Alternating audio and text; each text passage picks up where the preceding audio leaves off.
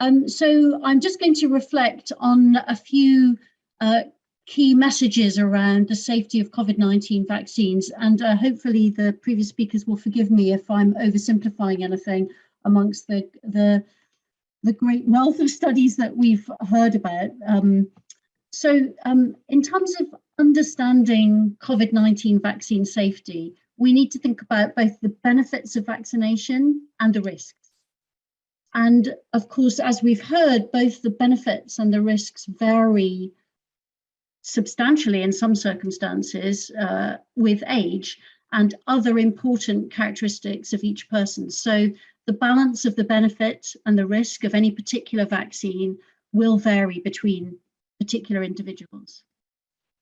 And the benefits of vaccination arise from the direct benefits to the person who's received the vaccine. So they may have, for example, reduced risk of getting COVID-19 or reduced risk of becoming unwell and doing badly as a result of getting COVID-19. And then there are also what one might refer to as indirect benefits to that vaccinated person, which arise through the vaccination of everyone around them, other people.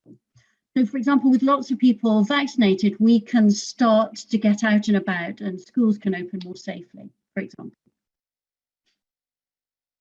So in general, the studies that we've been hearing about of the risks of vaccination are showing us that the risks are very small compared with the much larger benefits.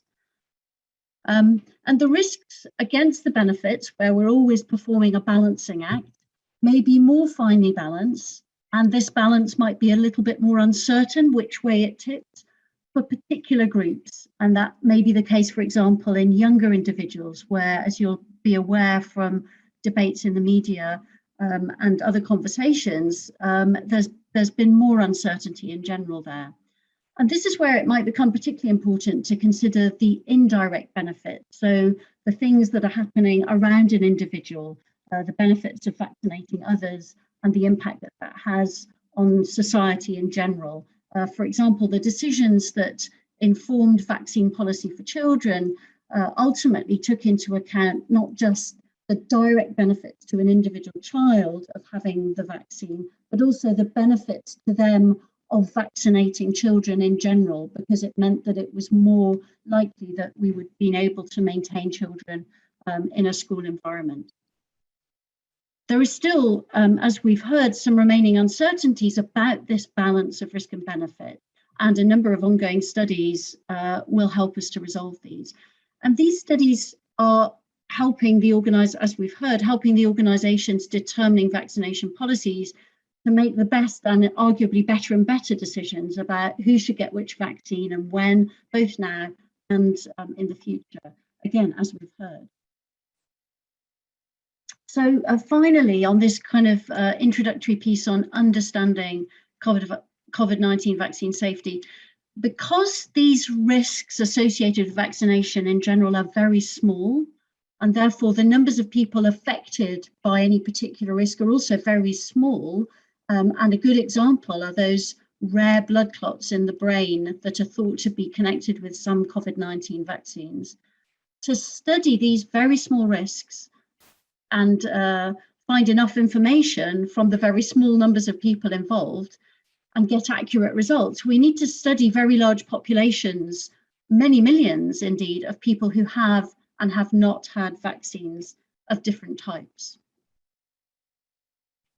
And that really kind of helps us to put into context a lot of the work that we've just been hearing about. So a further point to make is that research involving the population's health data, and Lara and others alluded to this in the previous talks, can be conducted very safely and securely, preserving individuals' privacy by using the network of trusted environments that now and increasingly exists across the UK. So places where the NHS and other custodians who collect and look after data from the health service on all of our behalfs can hold and make those data available securely for particular types of research by approved people in these approved and safe settings, where individuals' identities are not revealed to the researchers or indeed anyone else, and it's possible to conduct this research without the data having to be disseminated or travel outside of these trusted research environments. And this picture shows the network of trusted research environments in a kind of cartoon form that hold data across the 4 nations of the UK. Now I'm getting into slightly more complex territory. So again, I'm going to tell Lara to stop me if I'm talking about things that are in too much detail. But this picture shows what the trusted research environment that's relatively newly established within NHS Digital looks like in cartoon form for the population of England, which is about 57 million people. And inside this new trusted research environment, it's been possible to bring together and link data from hospitals, death registration systems, primary care systems, the systems that hold information on the medicines that are dispensed in community pharmacies and from dispensing general practices, and including information on COVID-19 vaccinations, and COVID-19 laboratory testing and other indications of people who've had COVID-19 infection. And a number of other specialist data assets can be and are being associated with these data as well. There are very similar setups, and we've been hearing about research based on these various setups based in Scotland and in Wales. So I'm just illustrating the one that covers the largest population for these purposes. And just to reiterate the point I made earlier, by being able to pull together and use and study resources like this, it's possible to conduct research that's relevant to all age groups, all ethnicities, all geographic locations, all socioeconomic backgrounds, and various different health and personal characteristics that are important to understanding vaccine safety and indeed vaccine effectiveness as well. So I'm just going to very briefly tell you a little bit about a couple of studies that have been conducted using this English environment in the amongst the 46 million adults in that environment. And this is studying to some extent some of the similar outcomes, rare risk outcomes that we've already heard about, using similar or overlapping populations, but sometimes using slightly different methodological approaches. And it can be very useful to see where we get common or similar results arising from different methods applied to the same data. So this is studying COVID-19 infection and COVID-19 vaccination and the risk of blood clotting events in this English adult population. This sort of thing requires a very interdisciplinary team of scientists. So I've shown you some of the team involved here, but crucially, it does and continues to need input from our fabulous lay panel with whom we discuss all of these studies, and they inform how we shape them. They criticize us when we don't answer the right questions that they think should be being addressed, or when we don't address them in a way that is pertinent and informative from their perspective. They support us, and they also help us to interpret all of our work when it's completed. So very similar to what you've heard of from the previous research presentation. So here I'm just showing you the results of what happens in these analyses when we study people who have had COVID infection versus those who haven't had COVID infection with respect to the risk of clots in the veins.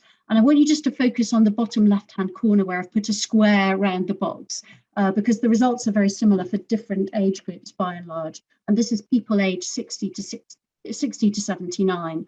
And you can see on the bottom here, the weeks since those people who've had their COVID infection.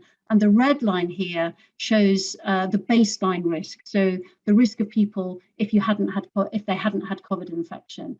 And what you can see with risk shown on the vertical axis here, in terms of a statistic we call the hazard ratio, that the risk is higher earlier on, but that it continues over time out to at least about 40 weeks.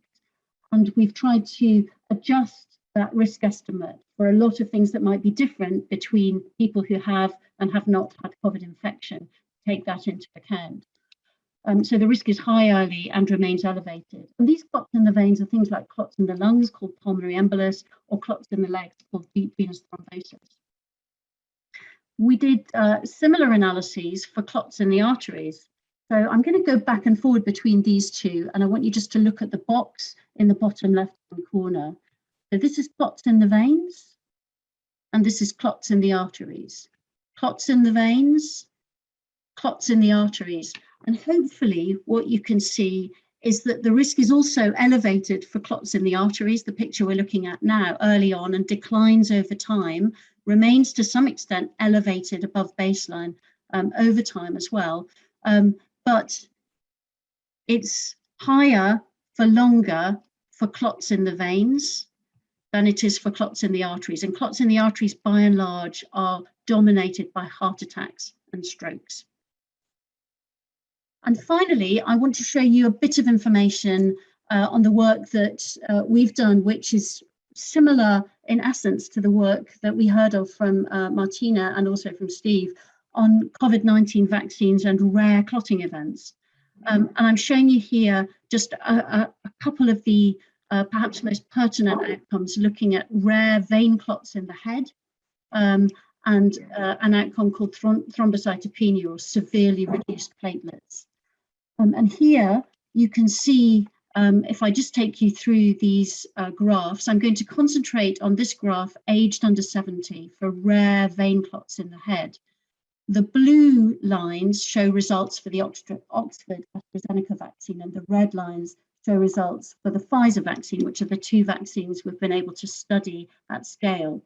You can see that even in this population of 46 million adults or so, we've only been able to study 212 events of these rare vein clots in the head over the course of the vaccination program. So that up to about March or so earlier in the year. So that shows you how rare these events are. And what you can see here, if we look at the blue lines, is that within about 28 days of vaccination, there's an increase in the risk, this line going up here to above 1, which is the baseline risk, an increase in the risk to approximately doubling the risk within about a month of vaccination. And that risk seems to remain elevated beyond a month. But these vertical lines show our confidence in those estimates, how precise they are, how confident we are in them. And we're more confident about the within 1 month estimate than we are about the beyond 1 month estimate. So our confidence in these results for people over the age of 70, as you can see from these much bigger lines, is much less. So we can't say very much about them. And so just interpreting that in terms of that balancing of the risks and the benefits that I was talking about earlier, when we look at data from before the pandemic, 2019, for the whole English population, then the rates of these rare vein clots in the head were up to around about 3 cases per million people per month. So a very, very, very small risk in terms of the average baseline risk in the population before we've even thought about COVID or vaccination. But our analyses suggest, therefore, from this picture here, that there's about a doubling of that risk with the Oxford AstraZeneca, but not with the Pfizer vaccine. So doubling 3 per million per month takes you up to about 6 per million per month, so an extra 3 cases per million in the month post-vaccination. That's a very, very small number of individuals per million people vaccinated for these rare clotting events. So I use that just to illustrate how small these excess risks might be across the entire population. And thank you very much for listening. That's all I have to say. Thank you, Lara.